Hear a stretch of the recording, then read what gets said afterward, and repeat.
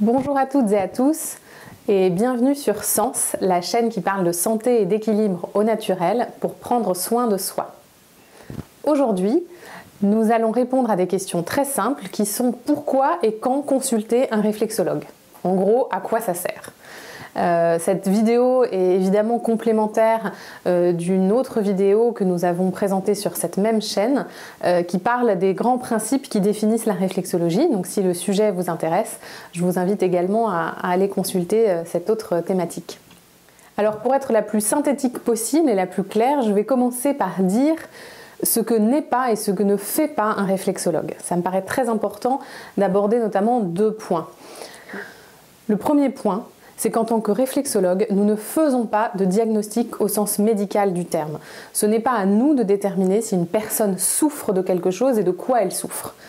On peut, en début de séance, faire ce qu'on appelle des bilans réflexologiques, c'est-à-dire par l'observation ou par le toucher, être capable de voir si des zones réflexes sont déséquilibrées ou présentent un manque de tonicité ou une fragilité, mais nous ne cherchons pas à définir ou à déterminer une pathologie. D'ailleurs, c'est le deuxième point, nous ne nous intéressons pas à la maladie. En tant que réflexologue, ce qui nous intéresse, c'est la personne. Nous ne soignons pas des maladies, nous prenons soin des personnes, tant au niveau physique qu'émotionnel. C'est très important de faire cette distinction. Donc ce que fait un réflexologue, c'est prendre en charge une personne dans son intégralité de façon holistique, donc au niveau physique et au niveau psychologique et émotionnel, pour l'aider à trouver, préserver, retrouver son équilibre. Comment ? Eh bien, en stimulant la peau, les différentes zones réflexes, ces terminaisons nerveuses et méridiens qui y sont associés, pour aller agir à distance sur les zones, organes ou systèmes que l'on souhaite tonifier ou apaiser en fonction des besoins de la personne. Un peu comme des interrupteurs qui vont permettre d'aller allumer ou éteindre des ampoules dans le corps à distance. L'objectif de ces stimulations, c'est de soutenir les mécanismes d'autorégulation du corps pour qu'il trouve lui-même les ressources et les actions à faire pour préserver, retrouver son équilibre, c'est-à-dire un état de santé et de bien-être optimal. Alors qu'est-ce que c'est exactement les mécanismes d'autorégulation du corps ? Eh bien en fait, le corps, comme la nature, s'adapte en permanence à son environnement et à des fluctuations internes ou externes.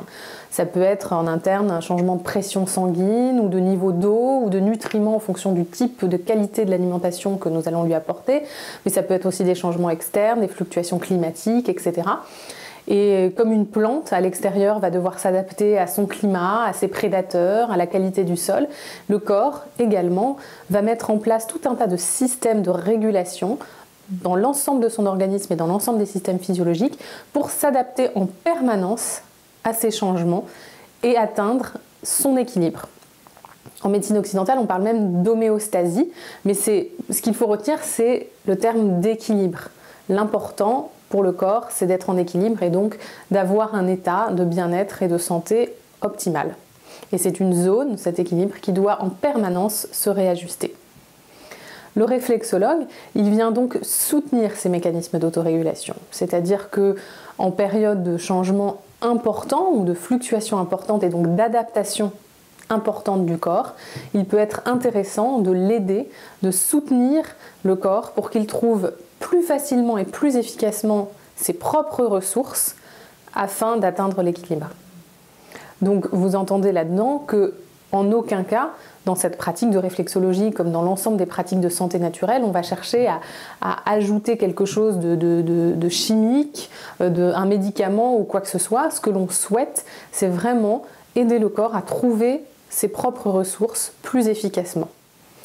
Pour faire une analogie, dans le coaching, pour ceux qui connaissent un peu le métier de coach, souvent les coachs disent que les personnes qu'ils consultent doivent elles-mêmes trouver leurs propres réponses. Les coachs ne sont pas là pour donner des réponses, donner des conseils, ils sont là pour aider les personnes qui les consultent à trouver leurs propres ressources et leurs propres réponses. Eh bien, c'est un peu ce que nous faisons en tant que réflexologue pour le corps. Nous l'aidons, nous l'aiguillons pour qu'il aille trouver lui-même ses ressources, ses mécanismes afin d'atteindre l'état de bien-être qui lui convient. Et ce sera évidemment différent en fonction de chaque individu, de chaque personne. C'est pour ça que le réflexologue ne s'intéresse pas aux symptômes, à la pathologie, à la maladie, mais bien à la personne dans son intégralité et à ses besoins en tant qu'individu. Donc finalement, on peut effectivement consulter un réflexologue lorsqu'il y a un trouble ou un déséquilibre avéré, qu'il s'agisse d'aider le corps à gérer le stress, l'anxiété, à gérer une douleur, qu'elle soit articulaire, musculaire, peu importe à quel niveau ou quelle zone du corps, mais aussi des troubles digestifs ou hormonaux, des troubles du sommeil, ça peut être l'insomnie, mais aussi l'hypersomnie, des personnes qui dorment beaucoup mais qui sont constamment fatiguées. Ça dénote un trouble et un déséquilibre qu'il peut être intéressant d'aider à travailler pour que le corps retrouve l'équilibre. Mais on peut aussi agir en préventif. On disait que notre objectif, c'est de préserver ou retrouver l'équilibre. Parce qu'il y a des périodes où le corps va être plus sujet, plus sollicité que d'habitude aux fluctuations et à des perturbations extérieures. Par exemple, dans une période d'examen, il est légitime d'imaginer qu'on va avoir des pics de stress ou d'anxiété que le corps va devoir gérer. Donc ça peut être intéressant de venir soutenir les mécanismes de régulation et d'adaptation du corps. Également à la suite d'une triste nouvelle ou d'un deuil par exemple, évidemment toutes nos émotions vont être exacerbées et toutes ces émotions vont avoir un impact important sur l'ensemble des systèmes physiologiques du corps. Donc là aussi, il peut être intéressant de venir le soutenir. Et puis tout simplement aussi à chaque changement de saison. Puisque entre chaque changement de saison, le corps va devoir s'adapter à des fluctuations climatiques importantes, plus de chaleur, plus d'humidité, plus de vent, plus de froid.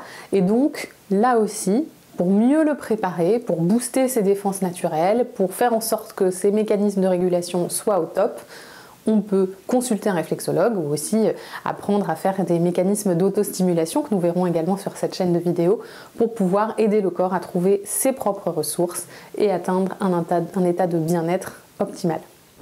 Donc pour conclure, eh bien, quand on voit un réflexologue, à chaque fois tout simplement que l'on ressent le besoin de donner à son corps un coup de pouce pour atteindre un état de bien-être optimal et prendre soin de soi. Alors je vous invite à aller consulter sur cette même chaîne la vidéo qui va vous présenter plus en détail les mécanismes de la réflexologie ou encore d'autres cas pratiques concrets qui vont vous aider à vous auto-stimuler pour par exemple booster votre système immunitaire, apaiser votre anxiété ou encore bien vous réveiller tous les matins. Alors abonnez-vous et surtout prenez soin de vous.